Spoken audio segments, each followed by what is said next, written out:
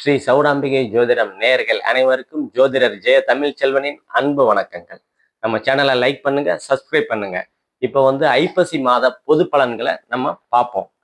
ஐப்பசி மாதம் அதாவது 17 அக்டோபர் 17 இருந்து நவம்பர் 17 இந்த ஒரு மாத காலங்கள் சூரியன் சூரியன் அதாவது துலாம்ல நீச்ச நிலையில இருப்பாரு. சூரியன் வலுவிழந்த நிலையில இருப்பாரு. அதே மாதிரி அதைத்தான் நம்ம தீபாவளின்னு கொண்டாடுறோம். அந்த அமாவாசைய ஐப்பசி அமாவாசை 20ஆம் தேதி வருது. அக்டோபர் 20ஆம் தேதி 3:45 இருந்து 5:55 மறுநாள் 5:55 PM 3:45 PMல இருந்து மறுநாள் 5:55 PM வரைக்கும் அமாவாசை இந்த மாதத்துல நடைபெறுதுங்க. அதைத்தான் நம்ம தீபாவளின்னு நம்ம கொண்டாடுறோம். அதே மாதிரி குரு பெயர்ச்சி இந்த மாசம் இருக்குதுங்க. குரு 18ஆம் தேதி மிதுனத்துல இருந்து கடகத்துக்கு வராரு. அதே மாதிரி சனி மீனத்துல இருக்கிறார்.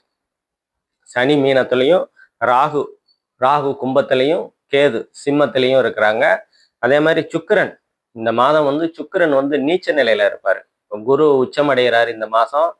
அதே நேரத்துல சுக்கிரன் நீச்ச நிலையில அடைவார். அதாவது சுக்கிரன் வலு இழப்பாரு. பொதுவாகவே சுக்கிரன் வலு விளக்கக்கூடாது. யாரோட ஜாதகத்திலையும் சுக்கிரன் வலு விளக்கக்கூடாது. குரு காசை கொடுப்பாரு.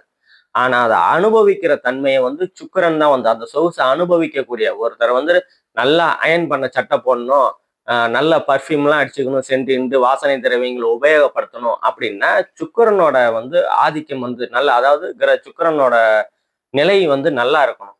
இந்த மாதத்துல என்ன நடக்குதுன்னா 13 நாள் முதல் 13 நாள் நீச்ச நிலையில இருப்பாரு சுக்கிரன். அதுக்கப்புறம் ஸ்தான பலத்தோட அதுக்கப்புறம் 15 நாள் தன்னோட சொந்த வீடான, அதாவது துலாம்ல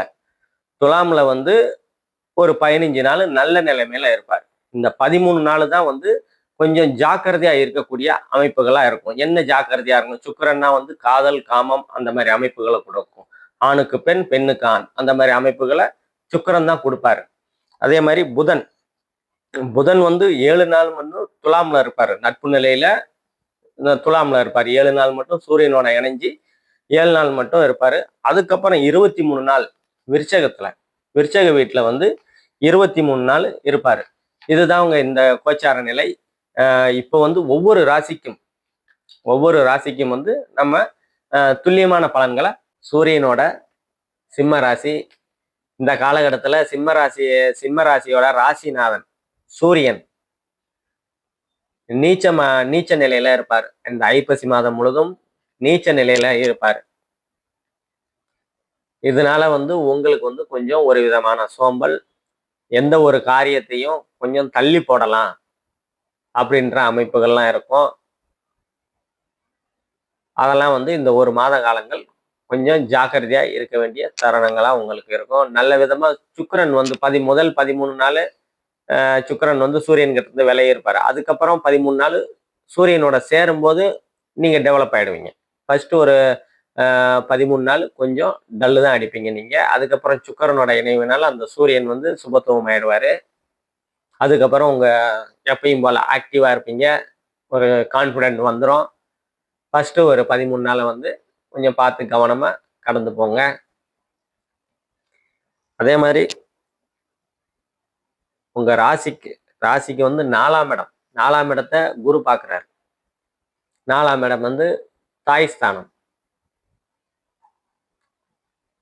தாயை குறிக்கக்கூடிய 4ஆம் பாவத்துல அதாவது 2வது 20 நாள் செவ்வாய் அங்க இருப்பாரு.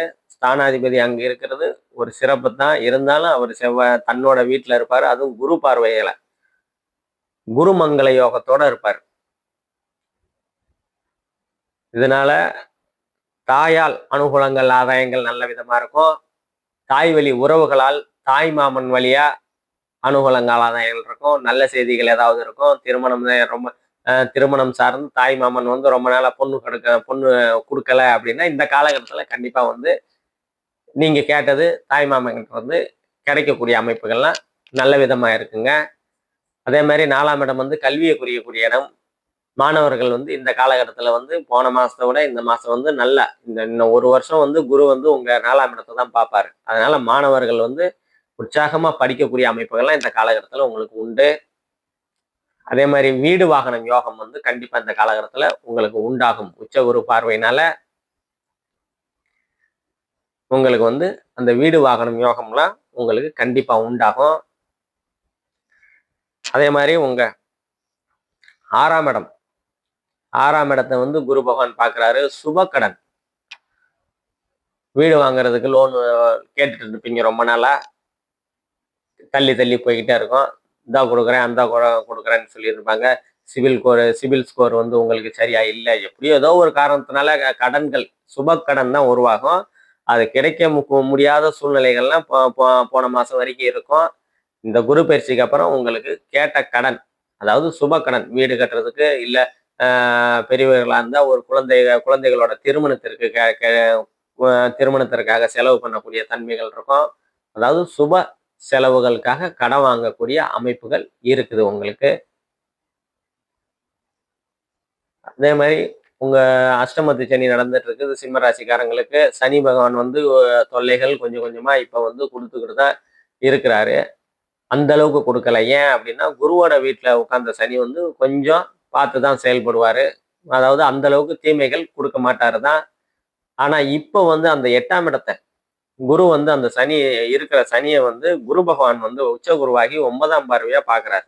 பார்க்கறதுனால சனி கொடுத்து வந்த தடை தாமதங்கள் அதெல்லாம் வந்து விலகக்கூடிய தன்மைகள்லாம் வந்து இந்த காலகட்டத்துல உங்களுக்கு நல்ல விதமா இருக்குது.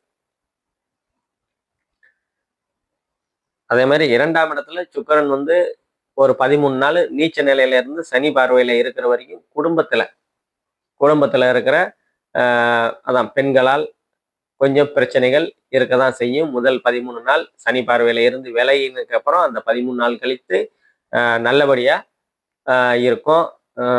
பெண்கள் சார்ந்து கொஞ்சம் கவனமா இருக்கிறது உங்களுக்கு ரொம்ப நன்மையை கொடுக்கும்.